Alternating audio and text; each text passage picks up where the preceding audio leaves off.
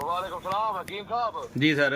असा मियां अली तो अगे बहुत सारा दूर आ थाला ले लाके रहिया इस खैला नहीं ऐसा एक वड की आंदी है तो कनो कोई ट्यूमर तो को मैं रिपोर्ट ही दिखा ली है तो उसको तो दवाई दी है 20,000 तो दवाई ने किता तो ठीक ठीक गई है मुकम्मल। मेरी गाल कराओ उस वडेरी नाल जेना ट्यूमर खत्म केदा ट्यूमर आई गूं वो तो को मैं खाला है जिगर ट्यूमर है मेरे का रिपोर्ट है यहां लेकिन उसको नहीं पता। अच्छा वडेरी नाल गल कराओ उस मरीजा नाल गल कराओ मेरी। तो मैं तो गल करवे ना तो क्या इसको दोबारा आना है या नहीं आना है के पूरा तैयार है। हां गल कर करा गल। हां हेलो। हेलो जी अम्मा क्या हाल है? अरे ठीक ठाक। हाँ अम्मा क्या हाल है तेरा? हर मेरे का जी हाँ ठीक है मेरी अम्मा तुम्हारी तबीयत किवें हुण? हुन तो का ठीक ठाक। खांदी पींदी हुण फिट फाट है? हाँ ओका मैं हुन ठीक आ। तेरा नाम क्या है? खुतेजा खुदेजा उथा मियां अली केड़ी जा बैठी है? मियाली तो ये रहे दे पर आ उतू से आबो। अच्छा मेरी दवाई असर कीता है? ए कमर सुना भी तो कमर में शानी ने। कमर में शानी अच्छा अच्छा दवाई असर कीता है? तो ये तो थालते हाने दूर उतू ते। अच्छा अच्छा हाँ वातुना सावा पाद तबाउना गलेंते वाजोन गरीब बंदे आ सावी ती बारी ना सकने। एक दफा आमना पोसी तेकू। अच्छा हाँ तैं चेक करवाया ट्यूमर का टेस्ट करवाया भी दोबारा?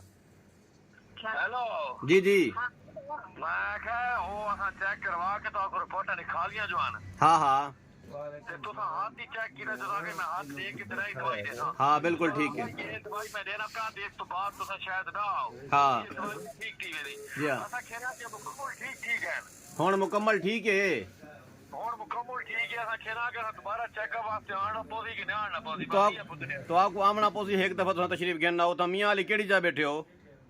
असा मियां वाली तो आगे कमर निशानी इस तो उत्ते ठाल के तहाने पहने कमर मशानी थल।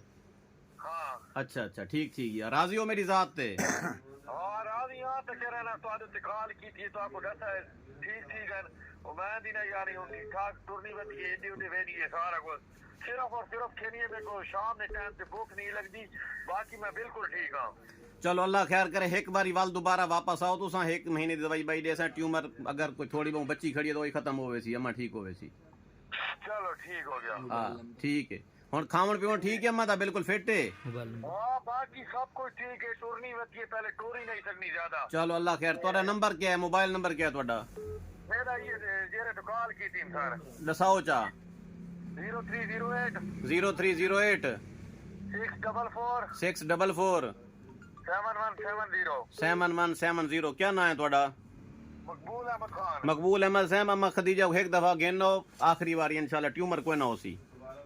ठीक हो गया। हाँ ओके हो गया। ओके ट्यूमर वो हेपेटाइटिस बी सी हो पीसीआर पॉजिटिव आ गया हो डिटेक्टिव आ गया हो तो कोई वक्त ज़ाय मत करें मेरे पास तशरीफ ले आएँ। अल्लाह शफा देने वाला है अल्लाह की ज़ात शफा देने वाली है। हज़ारों मरीज़ लिवर ट्यूमर के लिवर कैंसर के मेरे पास ठीक हो चुके हैं। शहजाद हकीम मौजा शाहपुरूबा शुजाबाद बस स्टॉप मुझे लगता है मोड़ सिकंदराबाद और शुजाबाद से 5 किलोमीटर पहले है मोड़ सिकंदराबाद। मेरा फ़ोन नंबर है 0300 7323082 और मेरा दूसरा मोबाइल नंबर है 0309 1749183।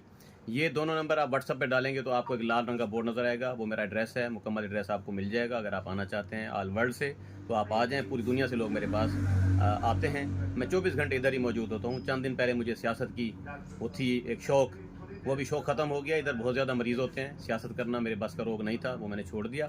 तो आप लोग बिल्कुल भी परेशान मत हों किसी की बातों में मत आएँ।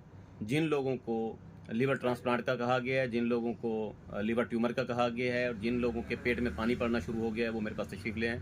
दवाई मेरे पास है शफा अल्लाह ताला के पास है। बेस्ट ऑफ लक शहजाद हकीम शुजाबाद जिंदाबाद। जी भाई क्या करना है सर डाला का अच्छा